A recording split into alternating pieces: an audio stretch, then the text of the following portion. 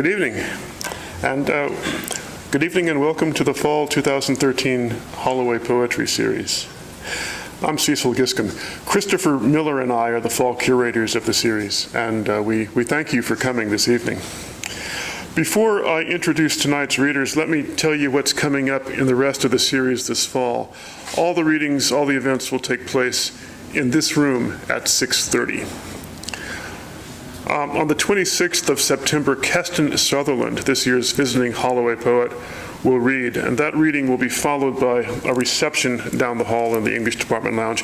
We've just placed an order with the caterer for that, and so the whole evening should be quite wonderful. Please plan on coming back for that on the 26th. A sad event, on the 1st of October, the Holloway series will host a memorial reading for Seamus Heaney, who died, as you know, on the 30th of August. Seamus Heaney taught in the 1970s at Berkeley, and a reception will follow the reading, that reading as well. On the 10th of October, Thursday, Alice Notley will read. On the 17th of October, just a week later, Yusuf Komunyakaa will give a reading. And on the 21st of November, Tyrone Williams will read. Tyrone Williams' reading is an event in the Holloway, is also an event in the Holloway Mixed Blood collaboration. That means in addition to the evening reading, he'll give a talk on the intersection of the languages of poetic innovation and the languages of race earlier in the day at 4 o'clock. I'll mention that books by many of tonight's readers are available for purchase here after the reading, thanks to our friend Peter Burkhart at the University Press Books. 15 copies of Mixed Blood are also available for free to the first 15 people who want one. Tonight, the faculty will show what we've been up to. I will introduce the poets, and then we'll proceed, with one exception, in alphabetical order. John Campion is the founder of the ecotropic movement, which holds that for human culture to be healthy, it must exist as in an ecological niche and relate appropriately with all the fields of forces.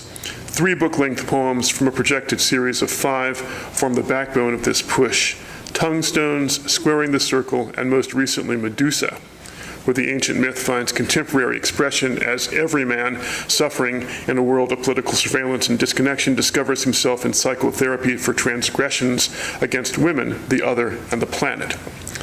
Campion's poetry has been called a kind of landscape architecture of the page, and in this vein he has labored to extend these efforts into both art and music. The recent installation, Texturals from the Medusa, a walking book, and at the Worth Writer Gallery presented his illustrated poems called Texturals. These were hung from a mobile labyrinth of copper pipes. Visitors to the gallery read their way through the exhibit and out of the maze. He's also collaborated with musical composers including Cindy Cox and Edmund Campion.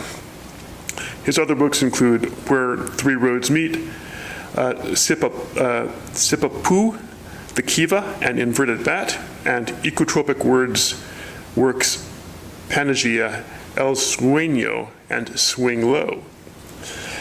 Cecil Giscombe, that's me, is the author of a number of poetry books and a book of linked essays about race, family, and Canada. He's the curator of the Mixed Blood series here at Berkeley, which is allied with the Holloway, as I mentioned before, and editor of the journal Mixed Blood.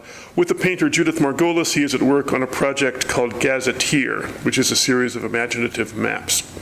And he's at work on a new poetry book, Plantation Songs, from which you'll read this evening. 2 new prose books, Ohio Railroads and Backburner, will come out in the next several months. Lynn Haginian is a poet, small press publisher, and translator. She's the author of over 20 books, including most recently The Book of a Thousand Eyes. She has undertaken numerous collaborative projects, including a composition called K-Tron, with music by John Zorn. 2 mixed media books, The Traveler and the Hill, and The Lake, created with the painter, Emily Clark. the award-winning experimental documentary film Letters Not About Love, directed by Jackie Oakes, and The Grand Piano, an experiment in collective autobiography, co-written with 9 other poets. Wesleyan University Press has just published a guide to poetics journal, Writing in the Expanded Field, 1982-1998, co-edited by Lynn Haginian and Barrett Watton, an anthology of works on key issues first published in Poetics Journal, which they founded in 1982. Jeffrey G. O'Brien is the author of People on Sunday, just out 2 weeks ago, I believe, and Metropole, out in 2011, also Green and Gray, and the Guns and Flags Project, all the later books from the University of California Press. His chapbooks include Hesiod and Poem with No Good Lines. He is the co-author with John Ashbery and Timothy Donnelly of 3 poems, and in collaboration with the poet Jeff Clark of 2A. Jeffrey O'Brien is an associate professor of English at UC Berkeley and also teaches in the Prison University Project at San Quentin. John Choctaw has written a book on John Ashbery, an opera libretto on Abraham Lincoln, and has finished a book of poems on the Mississippi River Basin, parts of which have appeared in Common Knowledge, The New Yorker, and elsewhere. Keston Sutherland is this year's Holloway poet, and he is the author of White Hot Andy, Stress Position, The Stats on Infinity, the Odes to TL61P, and other books of poems, essays, and scholarly researches, many of them on Marx. He runs Bark Press and the Sussex Poetry Festival in Brighton in the United Kingdom, where he lives and teaches English and critical theory at the University of Sussex, and where he founded the Brighton branch of the New Socialist Revolutionary Party, Left Unity. Robert Hass, who cannot be here tonight because he's at a family event, his most recent book is a collection of essays, What Light Can Do. He's currently teaching a class in verse translation and team teaching an introductory environmental studies course. He's not here tonight, but he has sent something for me to read in his absence. This is a poem by Bob Hass. Thinking about it, I thought of the Southern Pacific out of Chicago at midnight, winter of 1971. And the young guy in the club car, just before it closed, back from Vietnam and working in a slaughterhouse in Kansas City, to which he was returning. It had a few, showed me his hands. Fucking cow blood, he said. You can't get it out completely, though the open palms looked unsplotched. What is the word? Incarnadine, to me. The little winking lights out the window in the dark was light from the locomotive, glowing in the eyes of jackrabbits, frozen on the winter prairie, as we hurtled south toward Albuquerque. Message from Bob Hass. And so the next reader will be John Campion, followed by me, followed by Lynn Haginian, Jeffrey G. O'Brien, John Choctaw, and Keston Sutherland is the cleanup hitter. So please welcome the poets, starting with John Campion.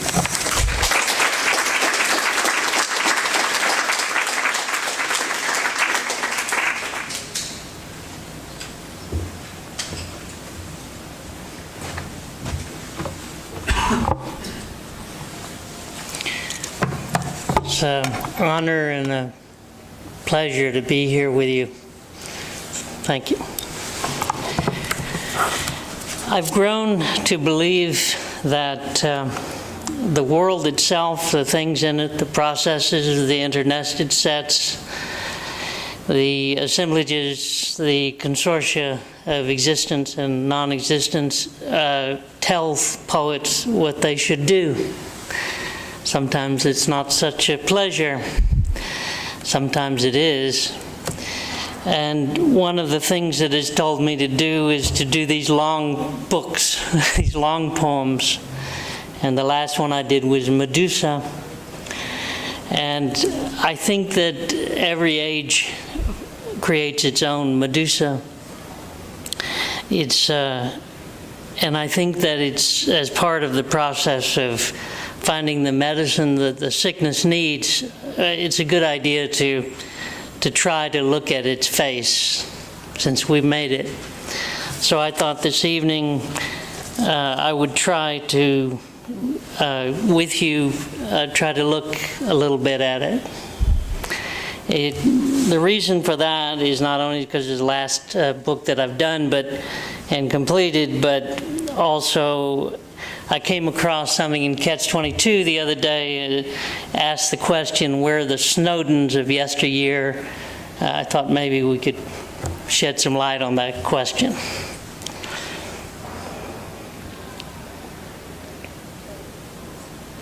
Does Foucault still think power produces reality? Being dead now more than ever, light pollution obscures the stars, putting time out of joint. We live in the 6th great extinction, the 7th or 8th, if you include the blotting out of memory held in the lights above. The great dimming, a true dark age shields us and facilitates our special